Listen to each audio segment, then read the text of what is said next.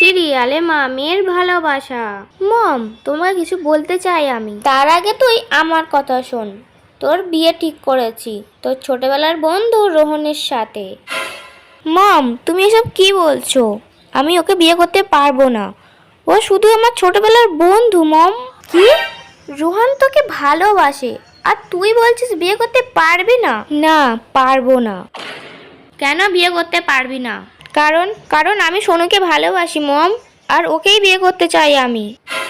তুই ওই গাড়ির ড্রাইভারটাকে বিয়ে করতে চাস যে তোর নোকের যোগ্যও নেই? হ্যাঁ মম, আমি ওকেই বিয়ে করতে চাই। ওই ড্রাইভারটা তোকে ভালোবাসে না, ও বাঁচতে পারেই না, আর ও তোকে বোকা বানাচ্ছে, তুই সেটা বুঝতেও পারছিস না।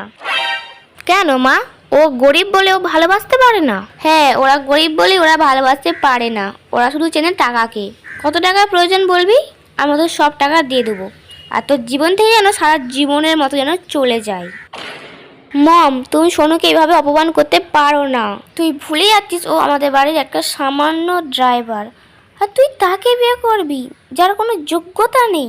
মম, তুমি যদি এইভাবে সোনুকে অপমান করো তাহলে আমি এই বাড়ি ছেড়ে চলে যাব। কি?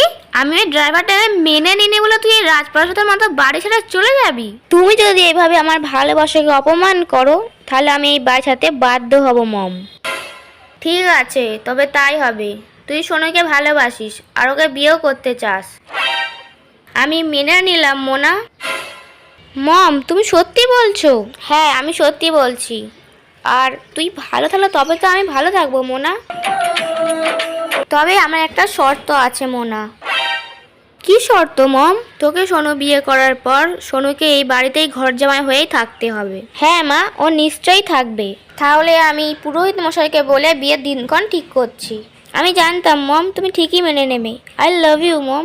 I love you too Mona, আমার শোন না আমি। ভিডিওটি ভালো লাগলে অবশ্যই তোমরা লাইক, শেয়ার, কমেন্ট এবং সাবস্ক্রাইব করে দিও।